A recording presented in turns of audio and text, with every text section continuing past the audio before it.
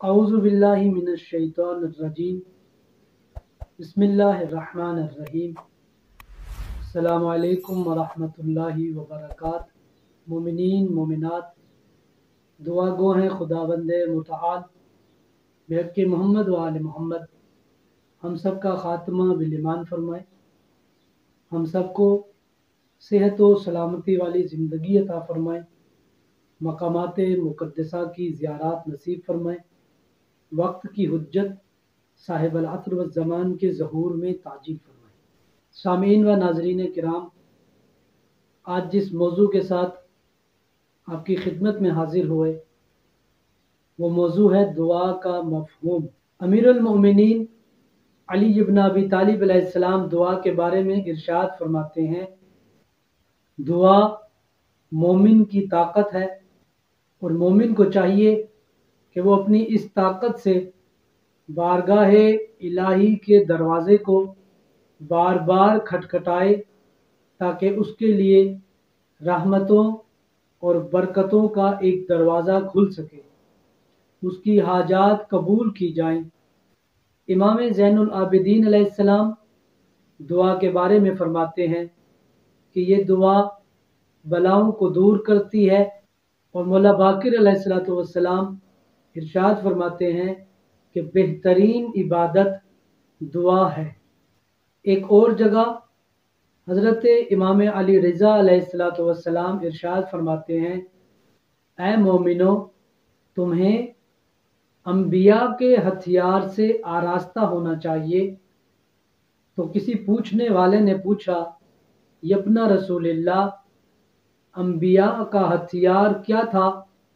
तो आप अलैहिस्सलाम ने फरमाया कि तुम्हें दुआ करनी चाहिए, जितना हो सके तुम्हें अल्लाह तबारक व तआला के हुजूर दुआ मांगनी चाहिए। कुरान मजीद में हज़रत आदम अलैहिस्सलातु वस्सलाम से लेकर मोहम्मद मुस्तफ़ा सल्लल्लाहु अलैहि वालैहि वसल्लम तक तमाम नबियों की दुआओं का तज़किरा मौजूद है।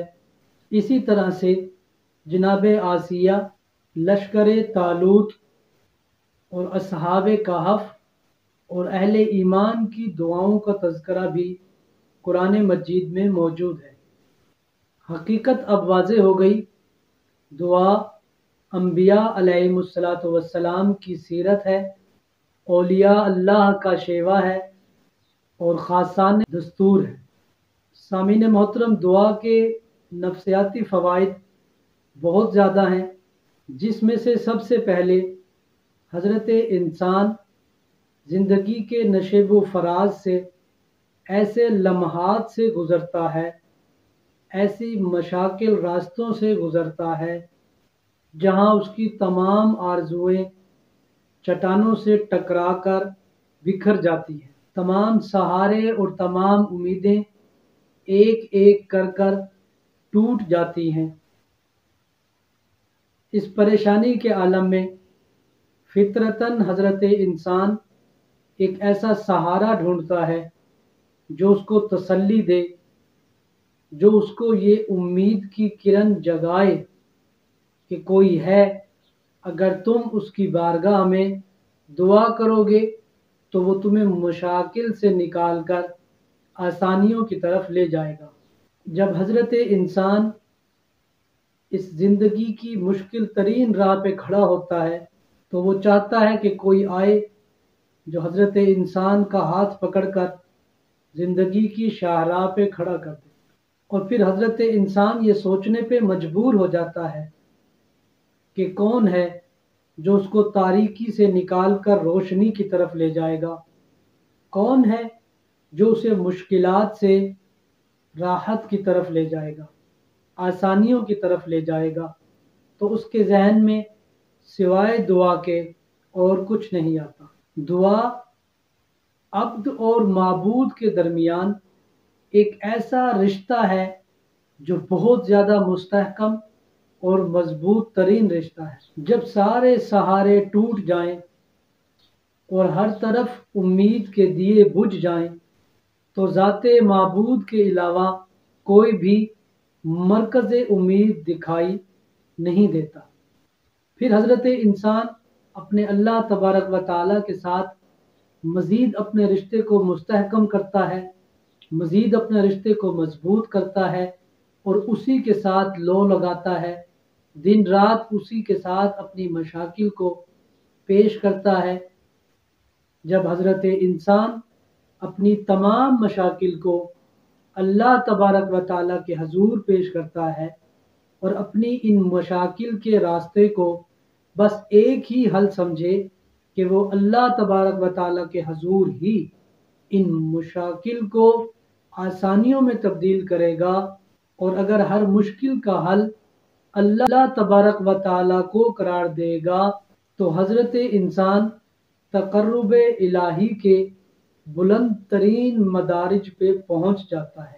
سامعین کرام، یہ دعا اللہ کی قوت، اللہ کی طاقت پہ اعتماد میں اضافہ کرتی ہے۔ جب حضرت انسان اللہ کی قوت اور طاقت پہ اعتماد میں اضافہ ہو جائے تو پھر حضرت انسان اپنی قوت اور طاقت کے بھروسے کو ختم کر دیتا ہے، کیونکہ اللہ تبارک و تعالیٰ کی قدرت، اللہ تبارک و تعالیٰ کی طاقت کے آگے ہماری طاقت اور ہماری قوت کچھ بھی نہیں ہے۔ جب حضرت انسان اسی دعا کے نتیجے سے کسی مشکل سے آسانی کی طرف نکل آتا ہے یا کسی مقصد میں کامیابی حاصل کرتا ہے تو حضرت انسان کو یہ یقین ہو جاتا ہے کہ یہ سب کچھ اللہ کی قوت اور اللہ کی طاقت کا نتیجہ ہے۔ بعض دعائیں ایسی ہوتی ہیں جو قبول ہو جاتی ہیں اور بعض دعائیں ایسی ہوتی ہیں جو قبول نہیں ہوتی۔ دعائیں قبول نہیں ہوتی، اس کی وجہ یہ ہے کہ یہ دعائیں مصلحت الہی کے ساتھ وابستہ ہوتی ہیں۔ جہاں قبولیت کا مقام ہوگا وہاں دعا قبول ہو جائے گی، جہاں قبولیت کا مقام نہیں ہوگا وہاں دعا قبول نہیں ہوگی۔ بعض اوقات حضرت انسان اللہ تبارک و تعالیٰ کے حضور دعا مانگتا ہے اپنے نفع اور نقصان سے بے خبر ہو کر، اور ظاہراً وہ اس دعا میں اپنے لیے خوبی اور اپنے لیے فائدہ دیکھتا ہے کہ اس دعا میں میرے لیے یہ خوبی ہے اور اس دعا کی قبولیت میں میرے لیے یہ فائدہ ہے، اور وہ چاہتا ہے کہ اس کی دعا قبول ہو کیونکہ خوبی اور فائدہ اس کے اندر موجود ہوتا ہے۔ اسی لیے اگر حقیقتاً دیکھا جائے تو وہ دعا اس کے لیے ضرر اور نقصان دہ ثابت ہوتی ہے۔ اللہ تبارک و تعالیٰ ارشاد فرماتے ہیں، بسا اوقات انسان اپنے لیے برائی کی دعا ایسے مانگتا ہے جیسے اپنے لیے بھلائی کی دعا مانگتا ہے، حالانکہ وہ یہ نہیں جانتا کہ جو چیز وہ مانگ رہا ہے وہ برائی ہے۔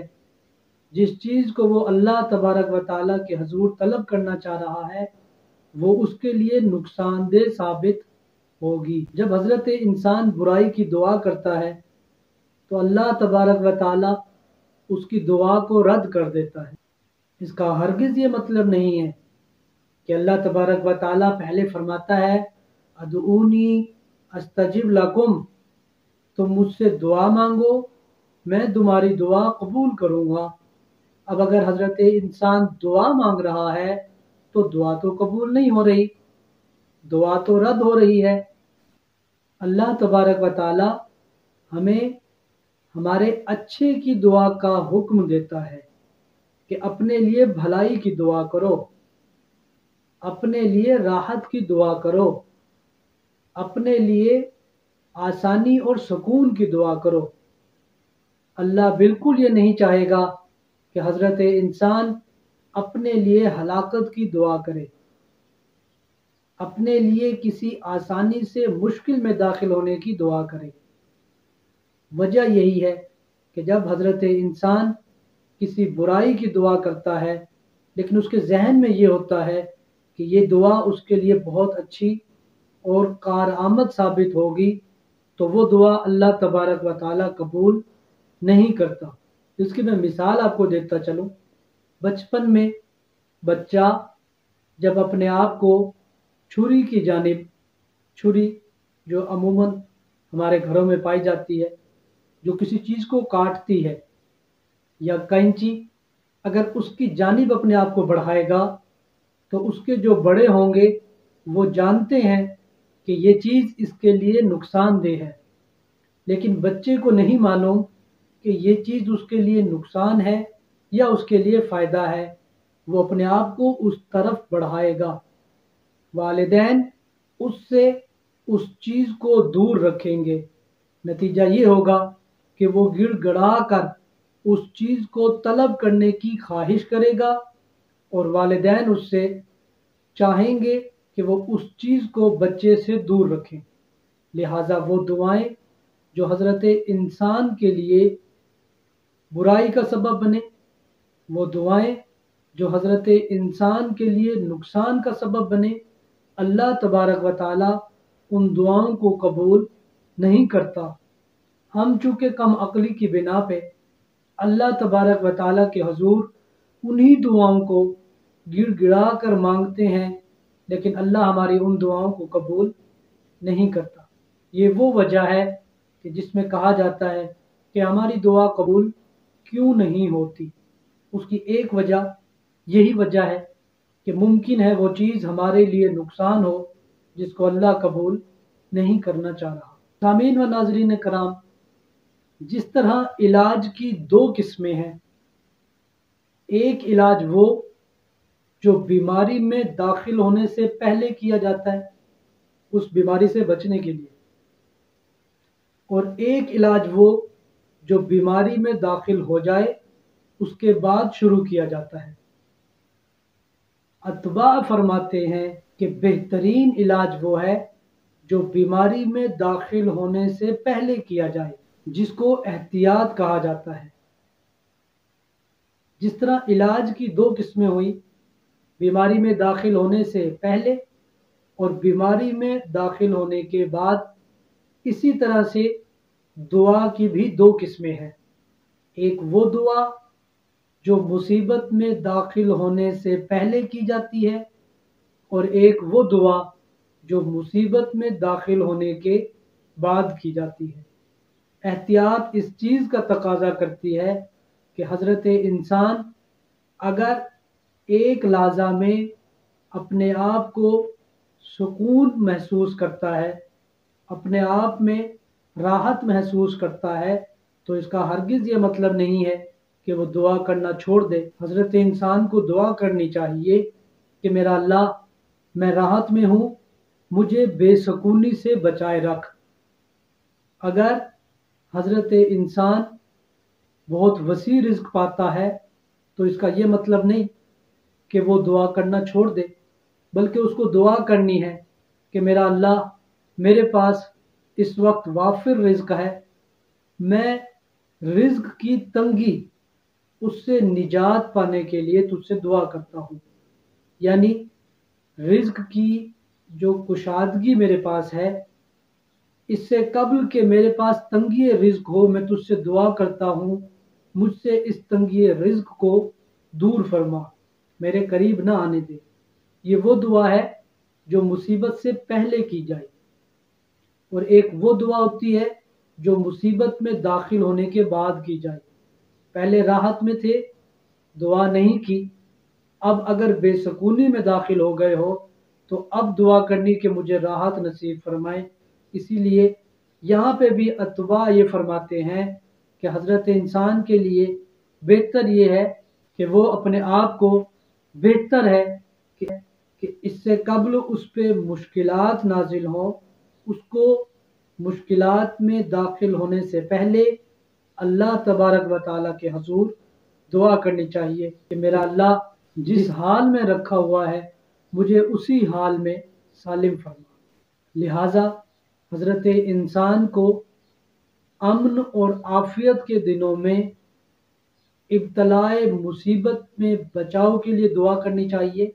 वसी रिज़्क और खुशी के मौका पे हज़रत इंसान को तंगी रिज़्क और मुश्किलात में डलने से उसकी निजात के लिए दुआ करनी चाहिए।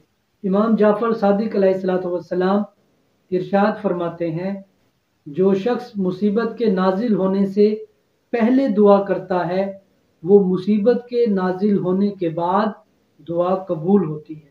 لہٰذا اس سے قبل کہ خدا نہ کرے کسی مصیبت میں داخل ہوں، ہمیں ہر وقت دعا مانگنی چاہیے اپنی صحت کے لیے، اپنے دل کو محمد وآل محمد کے نور سے پر نور ہونے کے لیے اور علوم محمد وآل محمد کو حاصل کرنے کے لیے ہر وقت ہمیں دعا مانگنی چاہیے۔ ہم سب دعا گو ہیں، خدا ہم سب کا خاتمہ ایمان پہ فرمائیں۔ آخر میں آپ سے التماس، وہ مومنین مومنات جو دار فانی سے دار بقا کی طرف منتقل ہو گئے، ان کے لیے ایک بار الحمد اور 3 بار سورہ توحید کی تلاوت فرمائیں۔ خدا ہم سب کو محمد وآل محمد کے نور سے آراستہ فرمائے۔ اللہم صلی علی محمد وآل محمد وعجل فرج